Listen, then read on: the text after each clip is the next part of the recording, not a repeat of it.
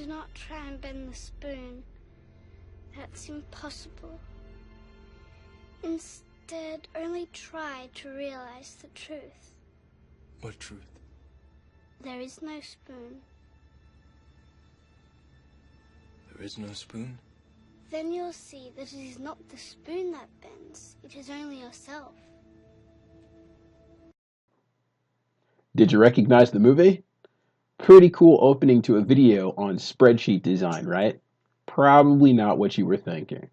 Well, if you didn't recognize the video right here, it's actually a very famous scene from a movie that came out, sadly, probably when you guys were little kids, or even maybe before you were born, called The Matrix. So if you haven't seen The Matrix, you definitely got to check it out. Now, here's why.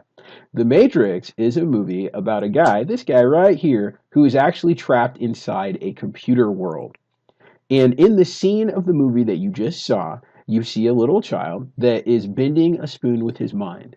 Now, if you didn't understand what was happening, he said that in order to bend the spoon, he has to realize that there is no spoon. Now, why does that work? Well, what's the catch, right? Well, the reason that there is no spoon is because you're inside a computer. It's all fictional. Nothing's real.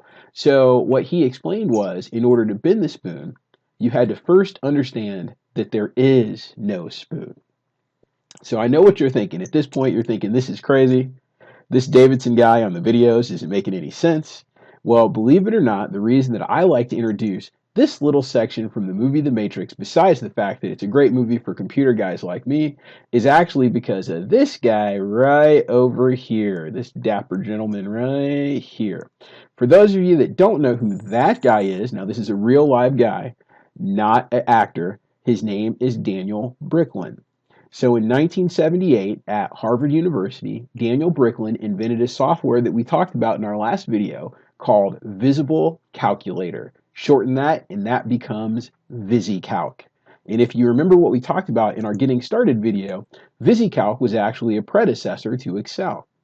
Now, what makes VisiCalc and what makes what Daniel Bricklin did so special? Well, he had to come up with a method to replicate and manipulate every known type of number in the world. Now, that doesn't seem that big at first when we say every kind of number in the world, but what I want you to think about is all the different types of number formats that we know. And in case you don't know what I'm talking about, well, how about we just take a look? Look at all these different number formats. We have number, we have currency, we have accounting, we have dates, we have time, we have percentages, we have fractions, scientific notation, right? Just think about all the different types of currency in the world. You have the yen, the US dollar, the euro. Just think about that. That's a lot for a computer program in 1978 to handle. So how did he handle it? Well, actually, he handled it really well. And this is, in my opinion, the difference between someone that is an intermediate with Excel and someone that has become excellent with Excel. And that is understanding Excel number theory, which you'll also read about in your required reading for the week.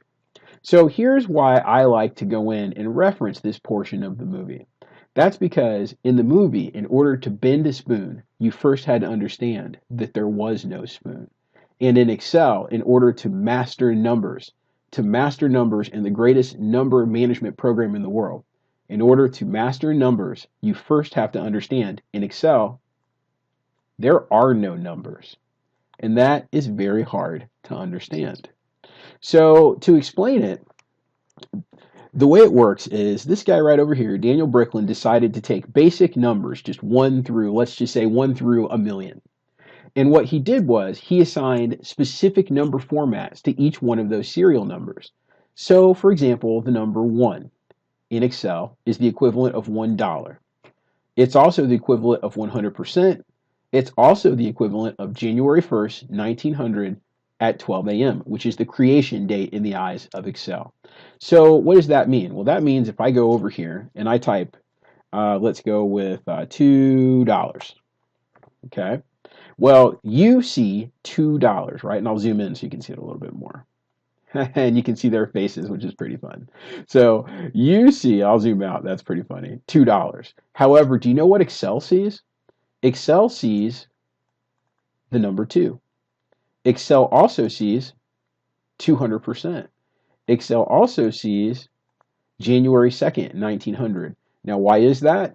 Because in Excel, all of those things are equal to the number 2. So if you look at our chart over here one more time, you'll see that 1, 2, 3, 4, 5, all going down this chart, give you the basic numbers that Excel does actually understand. And if you look at column C going down, you'll see the equivalent in dollars. Column D is the equivalent in percentage. Column E is the equivalent in dates. And all of these are equal to this. And just to prove my point, just to show you how crazy this can be. So if I were to do something like, oh, I don't know, let's take January 2nd, 1900.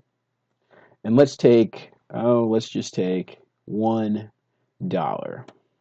If I were to go in and take January 2nd, 1900 and subtract from January 2nd, 1900, $1, well, to the eyes of a normal person, that's pretty impossible, isn't it? You can't subtract a dollar from a date. But lo and behold, in Excel, you get January 1st, 1900. Why? Because this is the equivalent of the number 2, and this is the equivalent of the number 1. Now, it seems like that's a pretty crazy thing, but as we progress through the data analytics course, what you're going to find is this is how we have the ability to do things like fractional workdays. So just keep that in the back of your mind. Try not to get discouraged because it is pretty crazy. Take it from me, go out and watch the Matrix on Netflix, and be sure to check out the notes on this type of data number theory in your textbook. Of course, if you have any questions, please call me, email, come by my office. I love to talk to you, and I'll see you again soon on the next video.